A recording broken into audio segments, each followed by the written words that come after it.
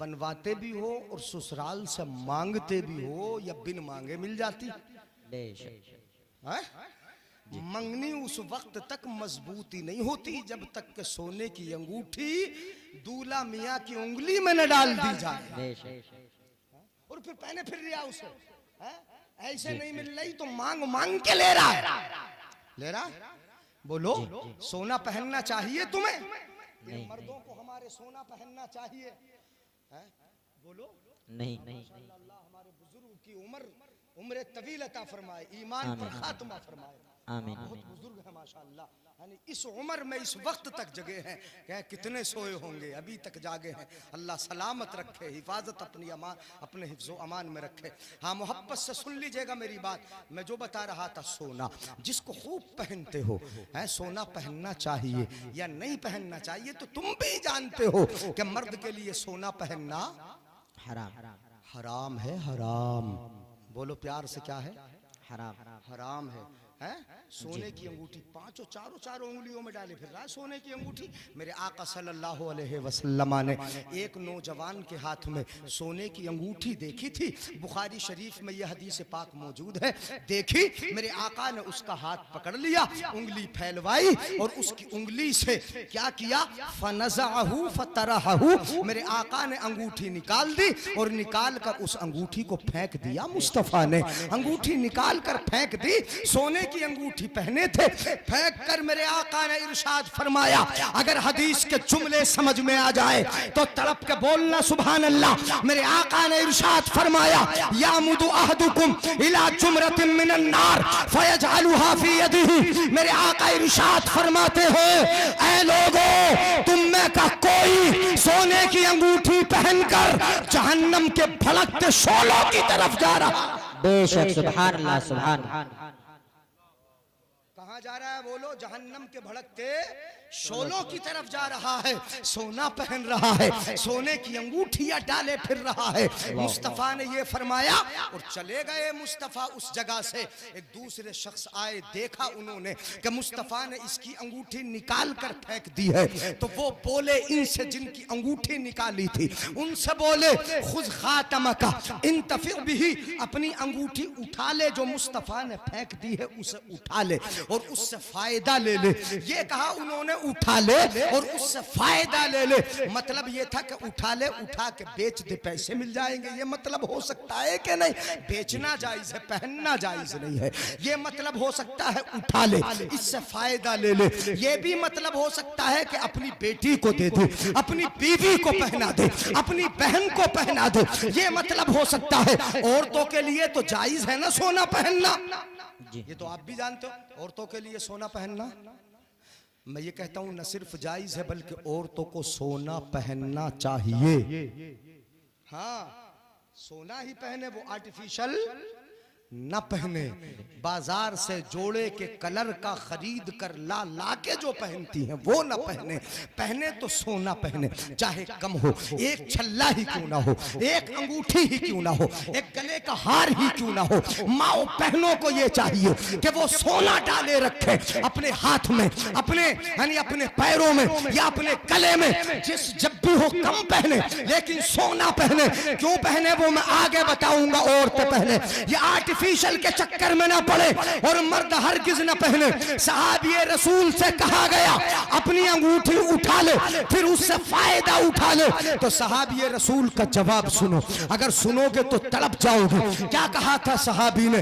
अल्लाह अल्लाह, वो दीवाने थे नबी के, वो गुलाम थे नबी के। उन्होंने जवाब दिया, वल्लाही ला आखुजु अबदा वक़द तरहहु रसूलुल्लाह सल्लल्लाहु अलैहि वसल्लम।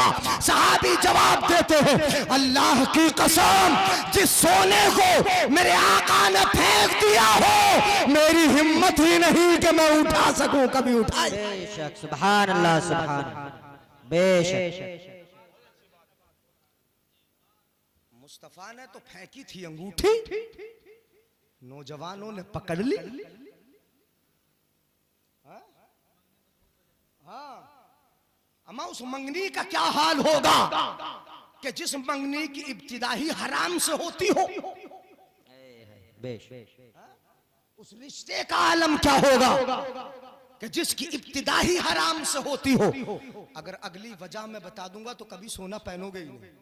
बता दूं वो भी जी है इजाजत? हाँ, इरशाद। आपस में एक दूसरे को देख के तो मुस्कुराओगे, पहन तो नहीं लिया कभी। हाँ, अब सुनो जरा मोहब्बत से।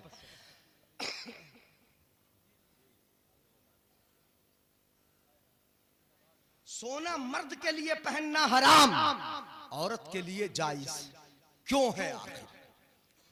हाँ? अंदाज ये है कि दरसी अंदाज हो जाए बातें समझ में। इसलिए है कि कायदा ये है कि सोना इंसानी नफसानी ख्वाहिश पर, शहवत नफसानी पर काबू रखता है, कंट्रोल लगता है। ये कायदा है। ये क्या है? कायदा। अब परवरदिगार आलम ने दो जिन्सें बनाई। कुरान फरमाता है इन्ना खलकनाकुम मिन ज़करिन व उन्सा, हमने तुम में मर्द बनाए औरतें बनाई, दो ही बनाए, दो जिनसे रखी। बोलो शहवाते नफसानी दोनों के पास रखी है रब ने, मर्द के पास भी है औरत के पास भी है। ख्वाहिशाते नफसानिया की खूगर मर्द भी हैं और औरतें भी हैं, लेकिन रब ने ताकत किस में ज्यादा रखी है, ख्वाहिश किस में ज्यादा रखी है? अगर आप इसको शरीयत की रोशनी में देखेंगे तो परवरदिगार आलम ने एक हिस्सा ताकत मर्द में रखी है और मर्द के मुकाबले 9 हिस्सा ताकत औरत में। अब तो बोल दो सुभान अल्लाह या घूर के मुझे भगा दोगे? एक हिस्सा ताकत मर्द में, कितनी औलादें उससे पैदा होना है, कितने औलिया उसके शिकम से निकलना है, कितने बुजुर्ग उसके पेट से पैदा होना है। परवरदिगार आलम ने यानी ये मशीयत रखी है कि औरत में शहवाते नफसानी को 9 हिस्से ज्यादा रख दिया। अब जरा याद रखो, मैंने कायदा बताया था कि ये सोना इंसानी ख्वाहिश पर काबू रखता है, कंट्रोल लगता है। अब ताकत जिसमें ज्यादा होगी उसकी ताकत को कंट्रोल करना जरूरी होगा कि नहीं होगा? बोलो बात समझ में आई?